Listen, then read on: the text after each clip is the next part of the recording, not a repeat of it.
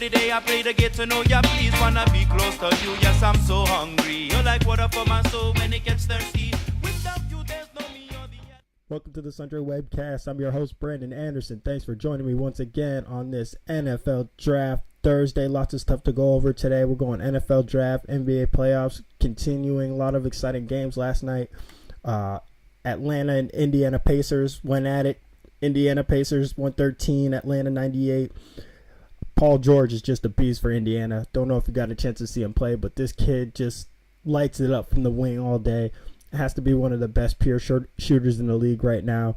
Atlanta, D. Harris, 17 points, 4 rebounds, 4 assists. George had 27 points, 8 rebounds, 3 assists. Just lighting it up. That series, Indiana up 2 games to none. Not super exciting. Atlanta wasn't expected to do much, but, you know, they got to play the games anyway.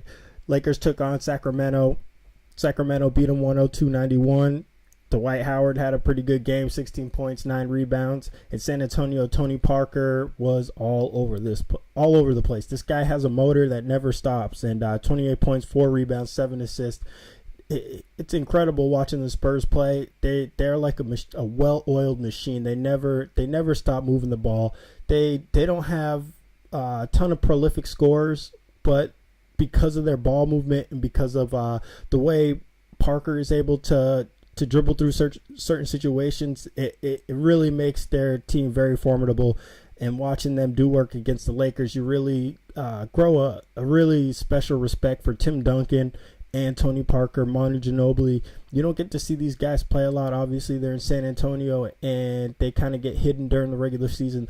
The only time we ever hear about them is, you know, when they do something wrong, which is never, except when they sat their players against the Heat, and they were fined big time for that. But very, very honorable team, fun to watch. Popovich does work with them all day, and I don't see very many teams that can play with them. OKC obviously is very good. Took on the Houston Rockets last night, beat them 105-102. Very close game, very physical, lots of scoring. James Harden led all scorers with 36 points. He had 11 rebounds, 6 assists all over the place. Jeremy Lin left with a chest injury. But the real story of the evening was Kevin Durant. And not only is this guy the best scorer in the league, I'm going to say it right now, I think he's the best scorer in the league easily. Don't know if I would have said it a year ago, but watching him play and watching his game and how diverse it is now, it's hard not to call him. I mean, LeBron 1A, and then you have Kevin Durant right after that 1. And there aren't a lot of players that are able to bring what these guys bring to the table in terms of versatility. They are able to create not only for themselves but for others, and I think that's the biggest thing, and that's the biggest knock that people still have on Melo, is that even after all these years, some of the adjustments that you see other players making, you don't see him making. Kevin Durant's one of those players that each year he's been in the league, he's been able to diversify his bonds. His game is getting better every single year. 3 years ago, shot 46%. Last year, 49%. This year, 51%. 3-point percentage, 35% 3 years ago, 39% last year, 42% this year. Rebounds, 6.5, 6.8, up to 8 this year. And listening to Cowherd earlier this morning, he brought up a great point that Melo has not diversified his bonds, his basketball bonds, well enough over the past couple of years. And you see players, and you see LeBron and KD working out during the offseason. Obviously, these guys are willing to take information from one another, trade it off, and help each other get better and change their game and make themselves all around good players for their teammates, for themselves, and for the game. It's fun to watch. 7 years ago, Melo shot 44%. Now he shoots 44%. 7 years ago, Melo shot 37% from three-point. Still shoots 37% from three-point range. Averaged 6.8 rebounds 7 years ago. Averages 6.9 rebounds now. Averaged 3.4 assists 7 years ago. Averages 2.6 assists now. And that is one thing that we've seen in these. We saw it first with the big three in Boston.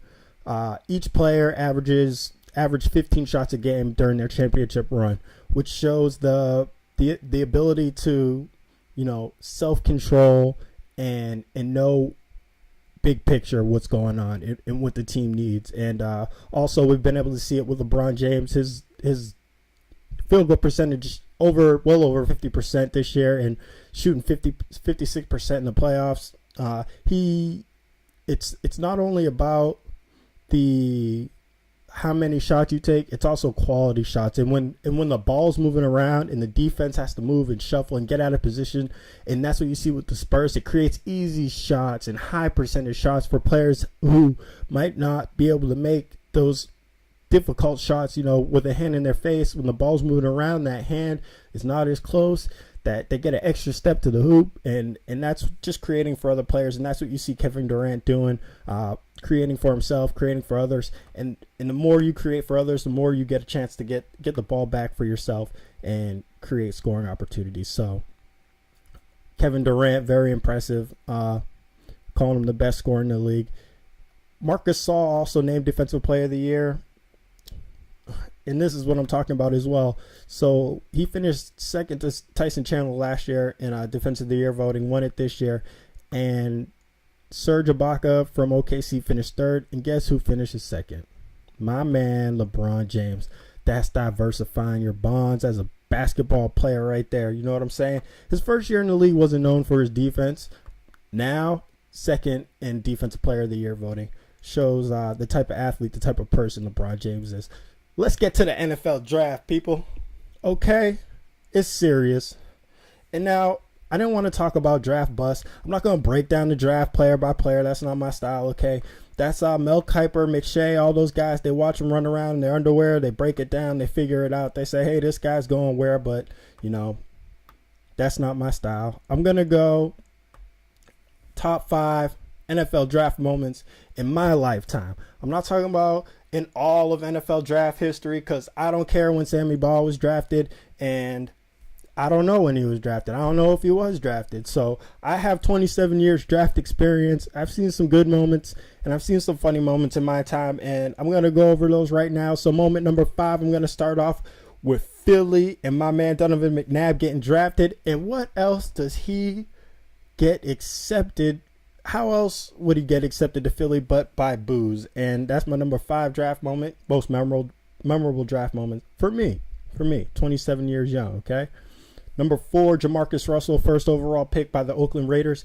And the reason why, not only because he was a bust, I'm not putting it up there only because he was a bust. I'm putting it up there also because you could look at him and know he was going to be a bust. That's all I'm going to go there. I don't want to fill the air with negative waves, okay? So, number 3, a guy you felt bad for. We all watched it. We didn't know what was going on, but he ended up getting picked eventually. Aaron Rodgers dropping in the draft. We all saw him eating M&Ms and chilling, and he obviously disappointed, but he's got a Super Bowl now, and he flashes his belt. So, good for Aaron Rodgers. He's doing his thing. Number 2, and this is a collaborative effort on behalf of all these first-round picks and all these dreams coming true. Number 2, I'm going to go with the commissioner hugs, okay? I love watching these guys. They get drafted. They're excited. They go up there and they just bear hug the commissioner, Roger Goodell. And it's going to be the last time they're going to want to do it because he's going to be sending them fines soon. So make sure you get your good hug from the commish. He's a good man, and he's your boss. So, give him that hug, show him the love. Number 1 draft moment of my lifetime, most memorable. I'm going to have to go with the most recent draft last year and just the plethora of talent that was in the draft. And not only that, but the two guys who really made the draft exciting and it made everyone debate and pick a side, and it was fun. And no matter what side you went with, you could have been right. And still, and even when these guys are done playing, who knows who's going to be right and who's going to be wrong. But RG3 and Andrew Luck, and just the superstar aura that they brought to the draft and that they brought to the NFL, and not only that, but living up to it in their rookie seasons, just tremendous, and it was very fun to watch. So, top 5 draft moments, most memorable draft moments of my lifetime. Number 5, McNabb, booed by Eagles faithful. Number 4, Jamarcus Russell, just a horrible pick. Number 3, Aaron Rodgers dropping in the draft. Number 2, showing the commissioner love. Some hugs for the commish. And number 1, RG3 and Andrew Luck just being ballers and doing their thing. So what to watch for in the draft tonight? Okay. Now, offensive linemen, obviously teams need to fill needs, okay? So there's going to be a lot of meat picked at the top of the draft this year. Real big meat sandwiches, offensive linemen, defensive linemen, stuff. Fillers, space fillers, gap fillers, security blankets for quarterbacks. You know, you got to get them, got to get what you need. But the thing that I'm interested in is QBs, okay? I want to know where the QBs are going. I got this obsession, you know, because maybe it's because I'm part of the Madden generation, but I want to know who the QBs are playing. I want to know who I'm going to be playing with. So some of the QBs we have, and this is the NFL.com ranking of the quarterbacks that are coming out of the draft. Number 1, we have Tyler Wilson out of Arkansas. Number 2, Geno Smith out of West Virginia. Heard a lot about him. Obviously, he could be the first quarterback taken or the second or the third or the fourth quarterback taken. It seems to be kind of a mashup of quarterbacks, and whatever your opinion is based on GMs, they all think they're geniuses. So do offensive coordinators and head coaches. So they all have preference in guys that they like. Number 3, Zach Dessert out of Miami of Ohio. Haven't heard a lot about him, but as we get closer to the draft, more and more people are starting to say great things about this guy, and he has a lot of intangibles that, you know, people that don't always show up on film. So he's moving up. Number 4, Mike Glennon out of NC State. This is a guy who took Russell Wilson's spot at NC State, forced him to transfer to Wisconsin. So obviously this guy's got to be a baller.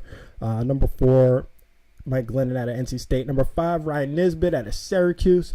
What do you got on this guy, Jeff Tiberi? This your boy? Nisbet's supposed to be really smart, tough, rugged. Seen this guy take some shots in some games this year. He's not overly impressive and that could be because Syracuse's talent obviously isn't the wealth of some of the SEC programs or Pac-10 programs, but I'm talking about at skill positions. So obviously his players won't stand out as much as some of the other skilled players.